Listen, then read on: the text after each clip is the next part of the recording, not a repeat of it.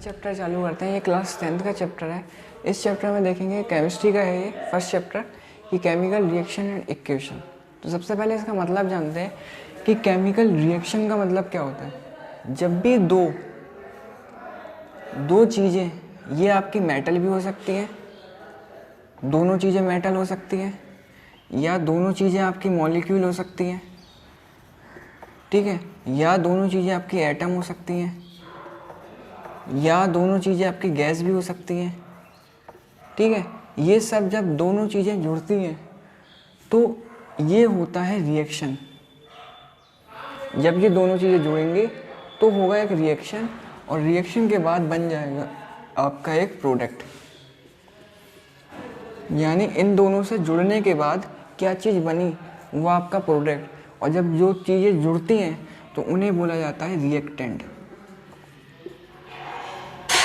ठीक है। और इस पूरी सिचुएशन को बोला जाता है केमिकल इक्वेशन।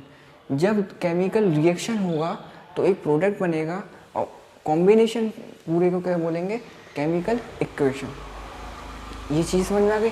अब देखते हैं इस चैप्टर में हमें ये भी पढ़ना है कि जब दो चीज़ों का रिएक्शन होता है तो रिएक्शन होने के बाद कि उनका जो आपका बैलेंसिंग होगा, यानी किस तरफ कितने एलिमेंट है, ये होता है बैलेंसिंग ऑफ इक्वेशन। बैलेंसिंग का मतलब जैसे मान लो एक एग्जांपल सिंपल सबसे कि अगर हाइड्रोजन को रिएक्ट कराएं हम O2 के साथ तो वो हमेशा पानी ही बनाएगा। हाइड्रोजन क्या है, गैस है। ऑक्सीजन क्या है, गैस है। ये H2O क्या है, एक लिक्विड है, ठीक है। तो ये क्या बन गया, केमिकल इक्वेशन। ये दोनों का रिएक्शन हुआ, वाटर बन गया। अब बात आती है कि यहाँ पे अगर इसे बैलेंस करें तो बैलेंस कैसे करेंगे। बैलेंस करने के लिए सबसे पहले आपको यहाँ लिखना पड़ेगा रिएक्टेंट और यहाँ लिखना पड़ेगा प्रोडक्ट, और देखना पड़ेगा कितने एलिमेंट किधर हैं। जैसे मान लो H है इधर, O है इधर, इधर भी H है और O है यहाँ पे। तो H यहाँ कितने हैं, नीचे नंबर लिखे हैं 2, इधर नीचे नंबर लिखा 2, इधर हाइड्रोजन कितने हैं 2, ऑक्सीजन कितना है 1। अब देखो क्या क्या चीज़ बैलेंस है।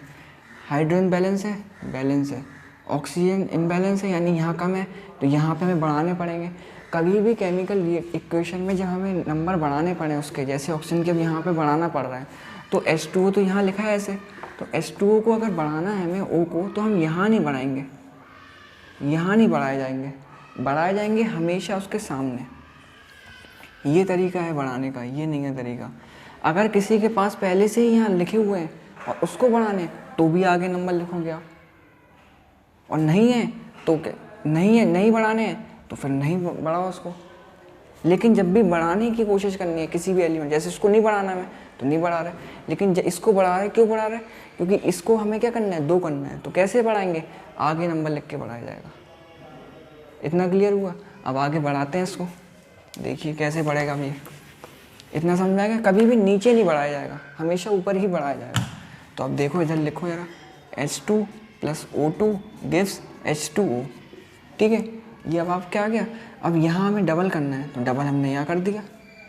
अब यहाँ H इधर हो कितने गए, इधर 4 हो गए। ऑक्सीजन कितने हो गए, 2 हो गए। इधर ऑक्सीजन 2, हाइड्रोजन 2, तो ये तो बैलेंस हो गया। लेकिन अब हाइड्रोजन यहाँ 4 हो गए, यहाँ 2 रह गए, तो अब यहाँ पे बढ़ाना पड़ेगा। तो अब वही सिचुएशन आ गई कि यहाँ पे पहले से 2 हैं ही, अब इसको और बढ़ाना है तो कैसे बढ़ाएंगे, यहाँ 2 आगे लगा के। तो अब ये हो गई आपकी बैलेंसिंग ऑफ इक्वेशन। इस तरह से बैलेंस करा जाएगा। समझ में आया। एक दूसरा एग्जाम्पल और लेते हैं।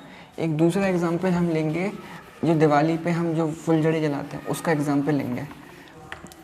जो दिवाली पे जो फुलझड़ी जलाते हैं उसमें चमकाहट सी जो होती है, वो जो चमक जो होती है वो Mg की वजह से होती है। और Mg को जब हम O2 की प्रेजेंस में जलाते हैं तो बन जाता है MgO, ठीक है। MgO फॉर्म हो जाता है। अब होगा क्या कि यहाँ पे जो Mg है और ये O2 है, उसको जलाया तो जो चिंगारी निकल के आती है वो ये होती है MgO। अब देखो इसको बैलेंस कैसे करेंगे, यहाँ पे लिखो Mg और O, इधर लिखो Mg और O। तो Mg कितने हैं 1, O कितने हैं 2, इधर Mg कितने हैं 1, O कितने हैं 1।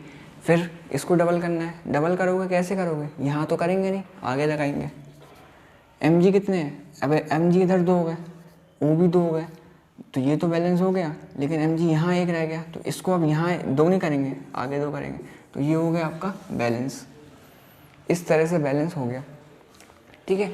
अब हम देखते हैं इसके बाद थोड़ा आगे कि केमिकल और फिज़िकल चेंज क्या होता है, ये भी बताना चाहिए, केमिकल और फिज़िकल चेंज क्या होता है।